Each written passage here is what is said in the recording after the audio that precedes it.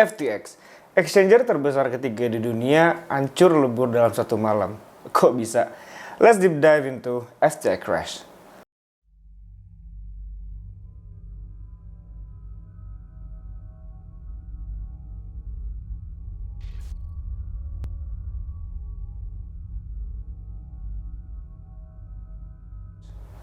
Semua berawal dari kekhawatiran publik ketika pada hari Rabu, 2 November 2022, balance sheet dari Alameda Research itu bocor ke publik yang di-spill oleh Coindesk. Singkatnya, Alameda adalah bagian dari FTX Group.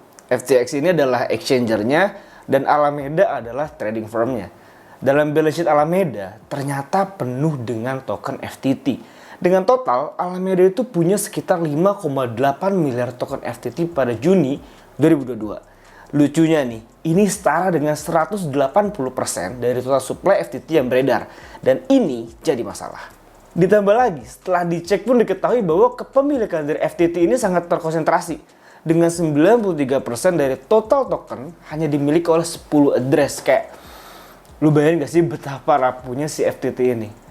CEO Swan Bitcoin, Cory Klippsten pun memberi pendapat bahwasannya sangat menarik untuk melihat bahwa sebagian besar ekuitas bersih dalam bisnis Alameda sebenarnya adalah token FTX yang dikendalikan secara terpusat dan dicetak sesuka jidat. Jadi masalah itu ada dua. Pertama, Alameda ini megang terlalu banyak token FTT yang dimana ya token ini diterbitkan sesuka FTX. Jadi asumsinya gini nih, ini namanya flying wheel sim atau skema flying wheel. FTX itu bisa mencetak FTT ya kan. Nah lalu FTX nih bisa nih minjemin FTT ini ke Alameda. Berarti Alameda punya FTT nih. Nah Alameda itu bakal menggunakan FTT ini sebagai jaminan untuk dia bisa dapatkan cash sebagai USDT. Nah setelah dia dapetin cash, dia tinggal bisa kirim lagi cash USD ini ke dalam FTX. Jadi kayak mereka nyetak duit anjir. Yang mana inilah akhirnya diketahuin publik yang mungkin kalau kita bahas detail bakal lama, tapi intinya ini namanya flying wheel scheme atau skema yang kita bakal bahas lebih detail di next video. Karena skema ini bangsat banget dan bahaya banget sih. Oke, setelah itu apa yang terjadi? Pada 6 November 2022, CEO Alameda ini menyatakan bahwa aset yang dimiliki tidak sesuai dengan apa yang disampaikan oleh Coindesk.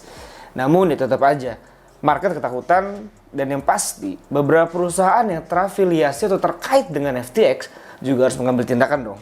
Termasuk Binance. Yang pada akhirnya Binance juga membuat semua ini semakin meledak. Diketahui bahwa Binance ini punya sekitar 2,1 miliar dolar dalam bentuk BUSD dan FTT dari exit mereka tahun lalu dari FTX. Dan karena kasus ini, mereka memutuskan untuk melikuidasi atau menjual FTT mereka secara bertahap. Dan di era yang sama, pada 6 November 2022, CZ selaku CEO Binance pun mengakui transaksi terjadi, di mana ada total 22.999.999 FTT atau setara dengan 584 juta USD ini keluar dari market. Dan banyak yang menganggap kala ini ya, CZ itu provokatornya. Tapi sebenarnya setelah kita pelajarin, ternyata nggak juga. Karena ia menganggap ini adalah manajemen risiko dari Binance dan ya as a business ya, kita rasa itu tepat. Cuma memang karena ya si botak ini terlalu transparan ya, sampai pakai di tweet segala, jadi kayak kesannya doi itu ngompor. Walau di hari itu, CEO Alameda Caroline Ellison ini sempat menawarkan ke CZ bahwa mereka bersedia membeli FTT yang Binance jual di harga $20. Walau ya ketika di tweet ini banyak orang yang skeptis kayak lo yakin Caroline lo emang punya duit gitu. Saat ini terjadi, itu tuh si SBF dan FTX lama nggak ngasih respon. Hingga akhirnya pada tanggal 6 atau 7 November, SBF, CEO dari FTX menyatakan lewat tweetnya bahwa semua aman. Dan kenapa kita bilang 6 atau 7 November? Karena tweetnya udah dihapus sama SBF. Dan SBF pun mengatakan bahwa ada kompetitor yang mencoba menjatuhkan mereka dengan berita palsu. Ya, walau faktanya ya, dalam beberapa jam di hari itu, kondisi FTX makin gak baik nih. Dan harga FTT bahkan drop hingga di bawah $22 pada hari tersebut. Keesokan harinya, pada 8 November 2022, FTX menghentikan proses withdraw-nya. Kayak, sounds everything's fine, Sam? Saat itu ya, kalau dihitung-hitung dalam 24 jam nih, kekayaan bersih dari CEO FTX, si SBF ini, Sam Bankman-Fried, turun dari 14,6 miliar jadi 991 juta dolar. Kayak turun berapa miliar dalam cuma 1 malam. Dan miliar dolar ya, bukan miliar rupiah, miliar dolar, hitung aja sendiri itu berapa. Nah, 8 November 2022, ini serunya. Ada surprise mengejutkan dari CZ. Super plot twist di mana ibaratnya ya, CZ kan yang ngancurin FTX ya dengan tweet dia, dengan keputusan mereka untuk menjual SFTT. Tapi tiba-tiba nih di hari itu, mereka mengatakan bahwa dalam tahap negosiasi bersama dengan FTX untuk Binance bisa membeli mereka. Kayak ibaratnya nih ya, ini Binance abis kayak ngancur-ngancurin FTX nih. Ketika FTX hancur, harganya murah, dia mau nyelamatin dengan cara ngebeli si FTX. Sebagai bentuk penyelamatan terhadap FTX itu sendiri. Walau ya secara bisnis gue akuin ya, would be a great move lah. Ibarat kayak tiba-tiba Tokped ngakuisisi Shopee gitu kan, kayak lumayan cuy, kompetitor hilang satu. Karena emang 3 besar exchange sekarang tuh Binance, Coinbase, dan FTX.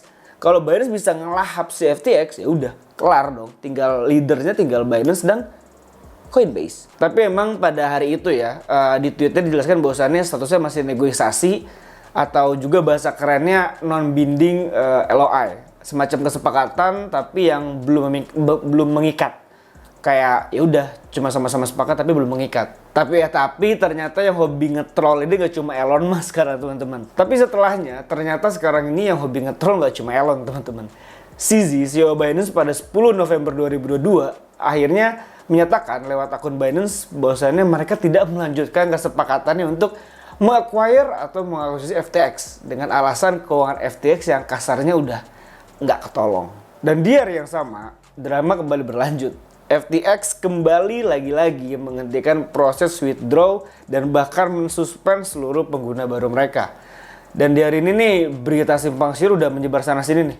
Termasuk isu bahwa El Salvador menyimpan Bitcoin mereka dalam bentuk di dalam FTX, di exchange FTX, yang akhirnya ini langsung ditepis oleh Presiden El Salvador, yaitu Nayib Bukele, bahwasannya enggak kok, mereka nggak nyimpen Bitcoin mereka di FTX.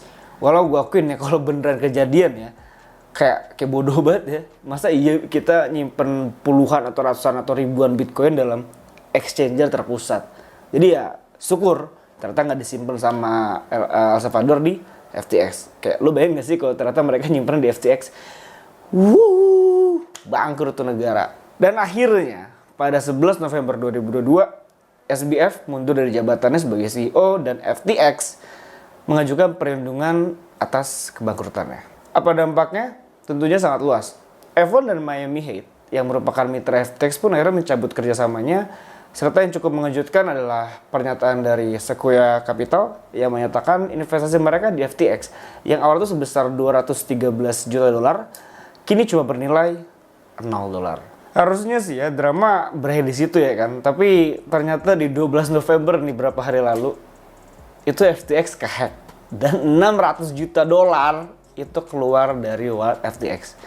Walau pada hari ini isunya masih bertebaran dan belum ada kepastian, tapi ada yang bilang ini adalah ulah orang dalam atau exit strategi dari orang-orang dalam FTX, tapi nggak ada yang tahu. Sampai detik ini ketika video ini dibuat belum ada kepastian mengenai who's behind FTX hack ini. Tapi secara singkat itulah rekapan dari seluruh kejadian yang terjadi dari FTX crash ini. Ini adalah seminggu yang sangat bombastis lah ya buat dunia kripto. Ketika sebuah perusahaan miliaran dolar dengan CEO yang paling dikagumin oleh banyak masyarakat, termasuk gua, itu akhirnya hancur dalam 1 hari. Semoga ini bisa ngebantu lo yang agak bingung ikutin beritanya. In the end, gua Rian dan see you di the next deep dive video.